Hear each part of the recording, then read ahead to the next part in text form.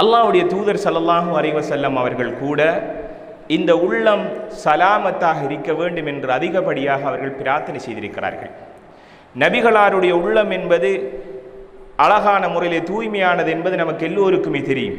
அவர்கள் சிறு பராயத்தில் இருக்கிற போது அல்லாஹு தஆலா அந்த ஷைத்தானியத்தான ஊசலாட்டங்களிலிருந்து அவர்களை பாதுகாக்க வேண்டும் என்பதற்காக வேண்டி சிறு பராயத்திலே அவருடைய உள்ளங்களை எடுத்து வானவர் ஜிப்ரீல் அலைஹிஸ்ஸலாத்து வஸலாம் அவர்கள் வந்து அவங்களுடைய உள்ளத்தை எடுத்து கழுவி சுத்தப்படுத்தி வைத்திருக்கிறார்கள் என்ற நிலவரம் நமக்கு தெரியும். 2 தடவைகள் நபிகளாருடைய உள்ளத்தை அல்லாஹு தஆலா இப்படியாக தூய்மையாக ஆக்கியிருக்கிறான், சுத்தப்படுத்தியிருக்கிறான்.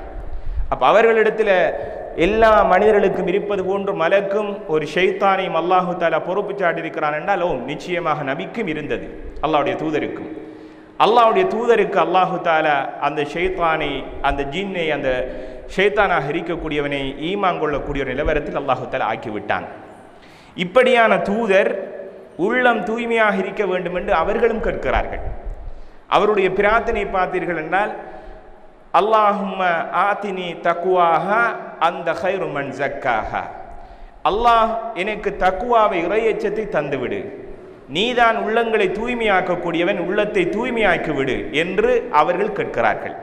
யார்? அல்லாஹ்வுடைய தூதர். நன்றாக புரிந்து கொள்ளுங்கள், நபிகளார் ஸல்லல்லாஹு அலைஹி வஸல்லம் அவர்களுக்கு இந்த ஷைத்தானியத்தான சிந்தனைகள் அவருடைய உள்ளங்களிலே இல்லாத ஒரு நிலவரத்தை அல்லாஹு தஆலா ஆக்கிய, தூய்மைப்படுத்திய அந்த உள்ளத்தோடு, சலாமத்தான உள்ளத்தோடு இருக்கக்கூடிய நபி அவர்கள் சில வேளை மனிதன் என்ற ரீதியில் அவர்களுக்கும் கோபம் வரலாம், அவர்களுக்கும் பொறாமை என்கூடிய சிந்தனைகள் வரலாம், அவருக்கும் உலகத்தில் உள்ள மோகங்கள் வரலாம், மறுமை பற்றிய சிந்தனை அவரை விட்டும் தூரமாக்கப்படலாம் என்பதற்காக வேண்டிய அல்லாஹ்வுடைய தூதர் அடிக்கடி கேட்கிறார்கள், யா அல்லாஹ் எனக்கு தக்வாவை, இறையச்சத்தை தந்துவிடு, உள்ளங்களை தூய்மைப்படுத்தக்கூடியவன் உள்ளங்களை தூய்மைப்படுத்திவிடு என்று அவர்களும் அடிக்கடி பிரார்த்தனை செய்கிறார்கள். எனவே நாமும் கடமைப்பாடுடையவர்களாக இருக்கிறோம்.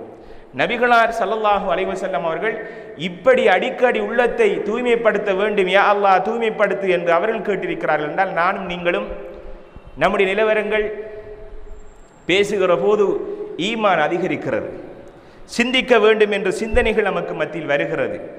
ஆனால் வீட்டினுடைய சூழல், வெளிச்சூழல்கள் நம்மளை மாற்றி அமைத்து விடுகிறது. இப்படியான ஒரு நிலவரத்தில், தடுமாறக்கூடிய நிலவரத்தில் நாம் இருக்கிற போது நம்முடைய உள்ளத்துக்கு இஸ்திகாமத், உறுதி, நல்ல உள்ளம் ஆக வேண்டும் என்று நாம் கேட்பது நமக்கு ஒவ்வொருவருக்கும் கடமைப்பாடாக இருந்து கொண்டிருக்கிறது. அதனால் தான் அல்லாஹ்வுடைய தூதர் ஸல்லல்லாஹு அலைஹி வஸல்லம் அவர்கள் கேட்பார்கள், யா முகல்லிபல் குலூப் சப்பித் கல்பி அலா தீனிக வ தாஅ, உள்ளங்களை புரட்டி அமைக்கக்கூடியவனே, உள்ளங்களை புரட்டிவிடக்கூடிய ரப்புல் ஆலமீனே, நீ என்னுடைய உள்ளத்தை இஸ்திகாமத்தாக, உறுதியாக, சப்பித்தாக அதில் நிலைநாட்டி விடு என்று அவர்கள் கேட்கிறார்கள். அப்போ நம்ம எப்படி கேட்கணும் என்பதை நம்ம இந்த ஹதீஸுகள் 2 ஊடாகவும் நாம் வச்சு பார்க்குற போது நிச்சயமாக இந்த உள்ளம் சலாமத்தாக இருக்க வேண்டும் என்று நாம் அல்லாஹ்விடத்திலே பிரார்த்தனை செய்வது நமக்கு கடமையாக இருக்கிறது.